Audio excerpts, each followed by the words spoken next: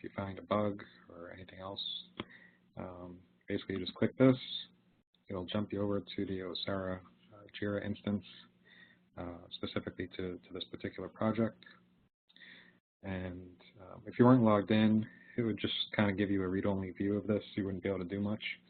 So if you don't have an account, you can just sign up for one. It's pretty simple to do.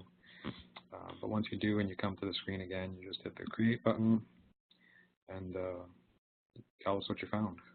Give it a summary, tell us whether it was an improvement or a bug or something else that was going on. Fill out whatever you can, description. It's usually good if you just note at least the page you're on, how you got there, steps to reproduce it, and then I guess leave everything else default. I think if you don't choose an assignee, it'll probably go to George first, and then we can kind of triage things from there. That's it. There's not much to it, really. Cool. Well, you show them an example of stuff we got up there now. Yeah, I can do that too. So let's see if I can make my screen a little smaller or something.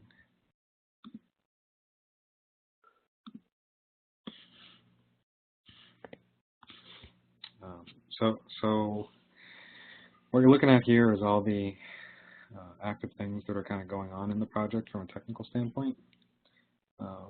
Kind of broken things down into, well, at least right now they're in sprints.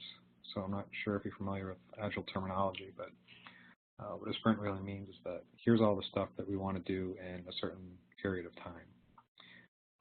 It was going to be a 2 to 3 week kind of time frame, but as things kind of progressed and time went by, we weren't using JIRA very well, so things just kind of got backed up here. So you see there's a whole bunch of stuff in the to-do column still, and there's 0 days remaining in our sprint. It would have ideally ended at the end of March, or today actually, and everything would be done. But there's a handful of things in here. Some of these are very generic in nature. For example,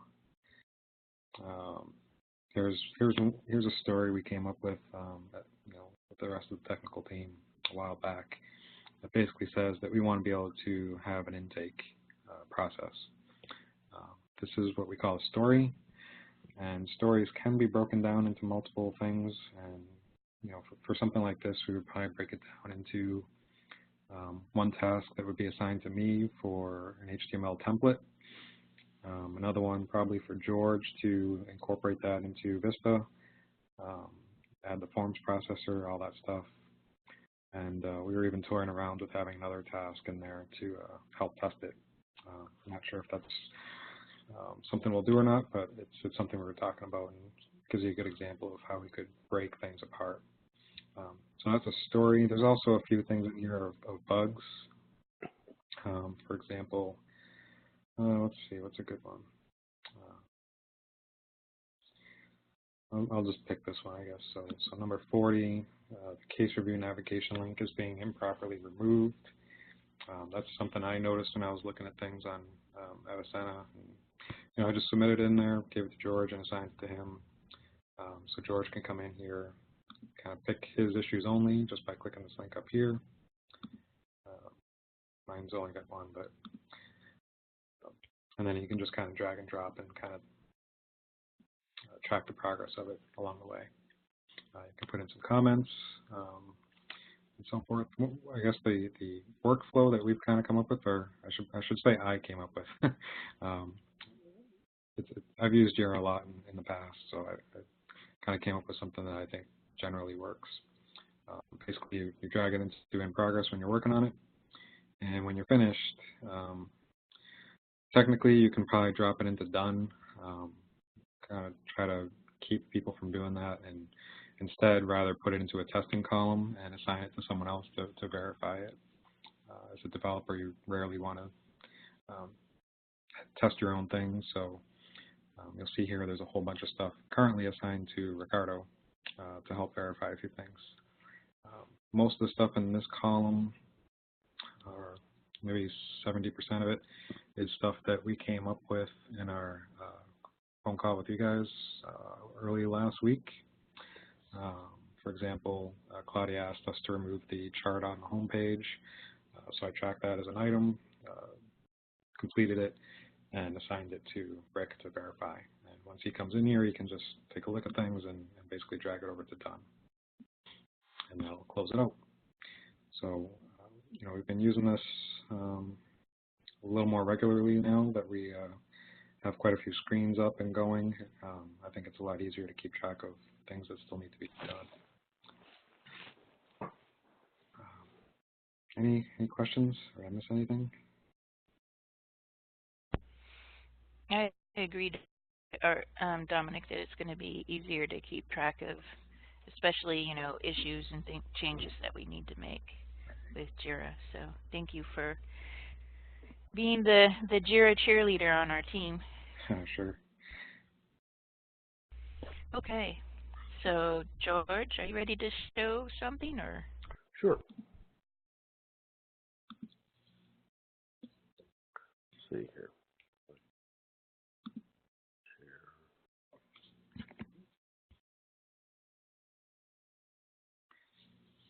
You see my screen now?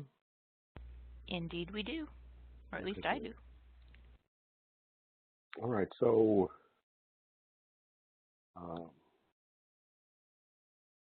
let's focus on a few things that are new since you since we were together in New York. One is that indeed that bar chart's gone. All you had asked for. We're still working on the code to do a search by by name. So that's not here yet. So we're still searching by number. And by the way, you can put the full, and we still have we have to add. We're adding another 0 in here for the keys. So we have these will all be expanded out by another 0 to expand these. What is it? 90. It's 1,000 now. It'll be 10,000. So 10,000 numerics for every site.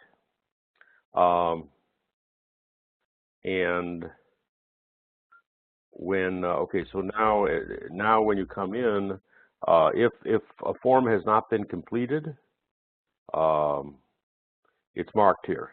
So the form for this patient has not been completed, it's marked. So as incomplete. And if you go to for the background form, everyone needs to have a background form. So we're not there's no way to delete this form. So you need to complete it. And every time you go back to case review for this patient, it'll be incomplete. You do it. However, if you create a new form, and then go back here. Now, this is obviously by mistake that I've created this new form. One of these two have to go because there's probably not 2 CT scans that have to be evaluated. So let's say that this one was the one we wanted to go. We'll have a button to delete the form. So you can clean up. So if it's incomplete, that delete button will appear. If it's complete, if it's been submitted, there won't be any delete. There's no way to delete it, and you can't. And the delete form button just won't appear. And this is going to be redesigned to look more like a button someplace by Don. We're going to clean up this case review alignment here. Let's see what else we got. So I went through the cycle. And so if you create a new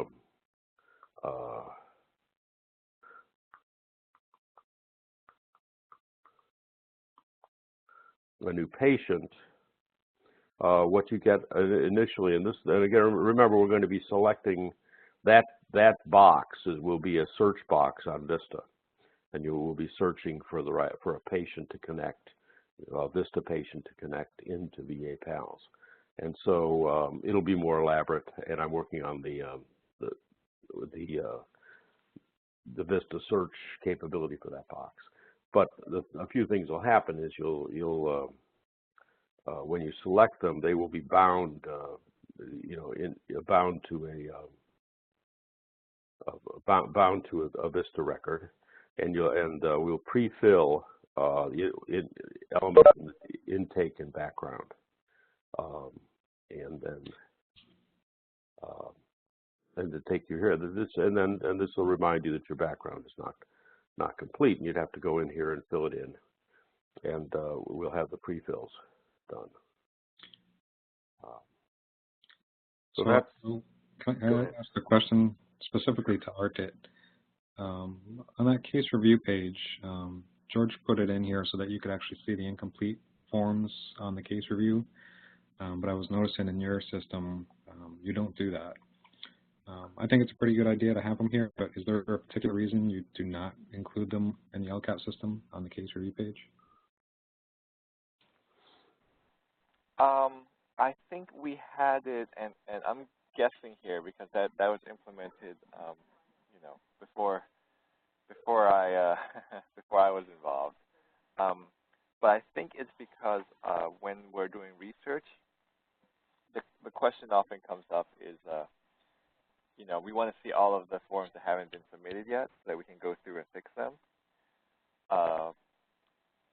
So whereas the way you presented it here, if the question is where are all the forms that are incomplete, right?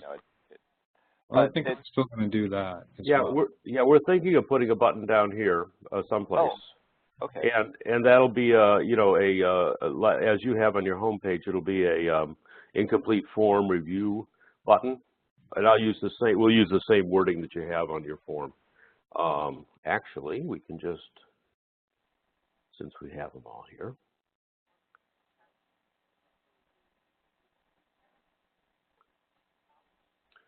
Review pending forms. Okay. So we're going to have the review pending forms button. We're going to bring that back, and that'll give you a page where where across all patients, any forms that are not complete, those patients will be in a list, and you'll be able to click on any one of them and complete them. Okay. Yeah, I think in that case, I think that's good then to have it both there and in the patient.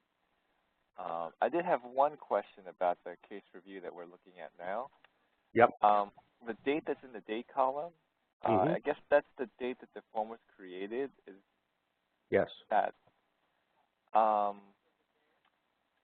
So I'll say that for our system, that date reflects the visit date. Visit date, really? Yeah. But so, like the most recent visit date, maybe for the intake or background forms. I thought there's only one date field for the visit date on the background form. The intake is the date that the intake form was created. So the date of the baseline CT. Oh. So sorry. So the intake form, the date that's shown on the case review is that date of first contact. But Okay. and then for the background form, it's the date of whatever the date that the background form has on it there, the visit date. Okay,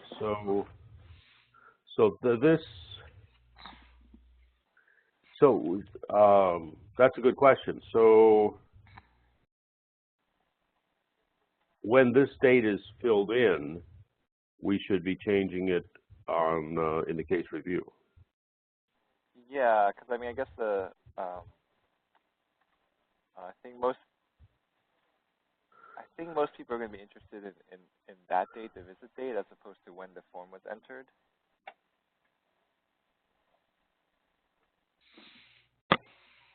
Okay. That makes sense to me. So how does that work for forms that don't have a visit date? They should all have some kind of date on. Like the CT evaluation has I guess we call it a study date, but the date of the CT was taken. Right. Okay. So yeah, I think all the forms should have a date, some kind of date field like that. And I guess if they don't, feel free to ask for clarification, and we can address that. Cool. All right, good. That's good feedback. I would Yeah, think, so these, go ahead.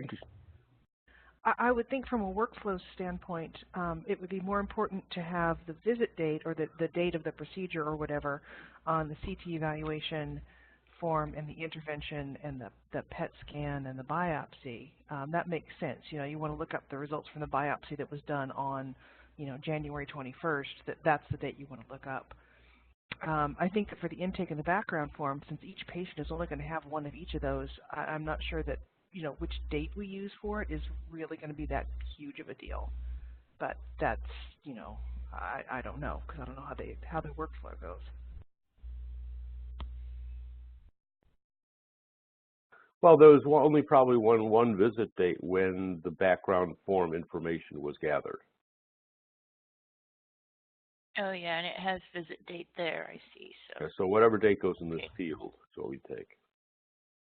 sounds And good. so 4 years from now, when you've got multiple CT scans, et cetera, that background form is not going to change, and it'll still have the original visit date when you started, when that background date was filled in. Background form was filled in. Okay, cool. So what happens if some information that's on the background form changes, like, say, 2 years down the road? So People just go and change it and press save. I don't know. It depends on what kind of information it is, actually. If it's medical information, it goes on the follow-up form. For example, if the patient has quit smoking between when the background form was filled out and when they're here now, that information goes on the follow-up form. If they have a new doctor or something like that, it might go on the background form, but new medical stuff actually goes on follow-up and background stays the way it was. Yeah, I think the doctor's information goes in the intake form, right? Probably. I don't know the specifics. I just do right. know that on the follow-up form has a lot of the same fields that is in the background form, from like medical history and smoking and all that stuff. So if that needs to get updated, it gets updated on the background on the follow-up form. Sorry. Okay. Right. Cool. Very good. Yeah, we don't have the follow-up form done yet, so that'll be good. But yeah, here's where the physician's name and address would be updated if it changes from intake. On intake. Yeah. Okay. And this is kind of a working form, because this is the form you change every time you make contact with the patient. Right. Phone calls, letters, and the patient dies, you update it here. The date if the patient leaves the program, you put a date of exit. This is I would imagine would be the form that is most frequently edited and changed, because it right. every time you have contact with the patient, you're in there changing it. Cool. I will put a bug issue in JIRA to fix these, Great. fix the case review dates. Cool. Thank you, Ardit. Hi, Drew. By the way, Hi, Drew. I saw you snuck in. Hello. How's it going? Pretty good, pretty good. Glad to see progress being made here. Yeah, we're doing our best. So did you have any particular questions for us, Drew? No, Rick and I are having conversations still with regards to how best to provide feedback, because if I were to dig into this and rally current users within the VA environment, it might be a lot of requests. So we want to be better structured when that's presented. And I want to make sure Claudia is engaged in all the discussions. They're probably going to be complicated. You guys know this. The challenges are sometimes bigger just to get clinicians to agree. Yes. That's for sure. But the items that would be straightforward is, looking at what the basic information is that's already presented from the administrative database with regards to current physician, like that stuff is all synchronized and updated in real time. A lot of the VAs, if they're academic, and the PALS sites I think are almost all academic. They, you know, the primary physician is often a resident who changes every 1 to 2 years. So synchronizing with the primary care physician of record, I think, would be a good idea. But anyway, I guess that's a task that I should probably follow up on, which is to give you a printout, and maybe also have Ardent look at it, of what is always displayed anyway, so you don't have to do dual entry on that one. That'd be great. I'll follow up with you guys on that. That'd be great. Yeah. Yeah. The only. Go ahead. I take your point about once we're ready for actual user feedback, we need a good process for that to happen. Yeah, Rick and I and Claudia are going to talk about that tomorrow. And then the only other thing which I brought up with Artit recently when we met in New York is this issue of how far away we would be from back-end testing and how all that would take place. I guess I don't really need an answer to that question, but just maybe more to think about, you know, having that thought through, and with regard to how that data would, you know, where it would reside, how it would harmonize with currently existing data sets, and whether bringing an analyst from Vinci as a consultant might not be a bad idea to help look over what we're doing. Because if the data flows really well with current existing data in the CDW, with the way that cancer registry data is already structured, I think it would give us more scalability, whereas if we're coming in with a different format. And then ultimately, they may actually look to see how we're formatting and change the way that they are. So I guess I do have a question. Do you guys have contacts with any analysts or programmers at Vinci in Salt Lake? No. Linda? No, we don't. I don't think so. I don't think so. Oh, is that the Salt Lake VA group, or is that somebody else? Yeah. I believe the Salt Lake group. Yeah, I believe Rick knows at least 1 or 2 people there. Okay. Yeah, they so they, as you would expect, provide mostly programming and analytic, not so much analytic, but programming support. They don't really know the material that well to do health service research, although a few people there do. Most of the actual health service research takes place at the centers of innovation, the 13 centers around the U.S. But they would be really good when it comes down to granular structure, which probably the health service researchers might not know so well. So I will wait for your guys' cue of when, you know, this kind of harmonization check might need to be done, but we might be far away from that at this point. Okay.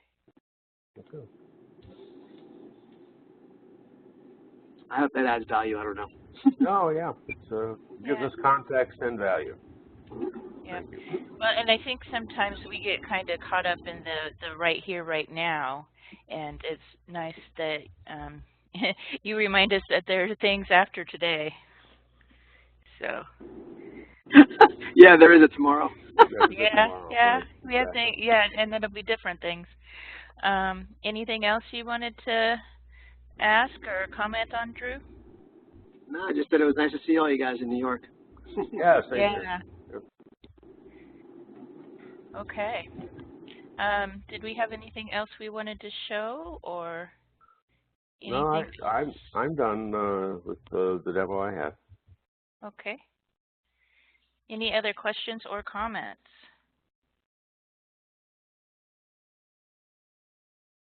Okay. Well, I think then we are done for today. Okay. Have a great day, guys. Have a great day. Thanks, everybody.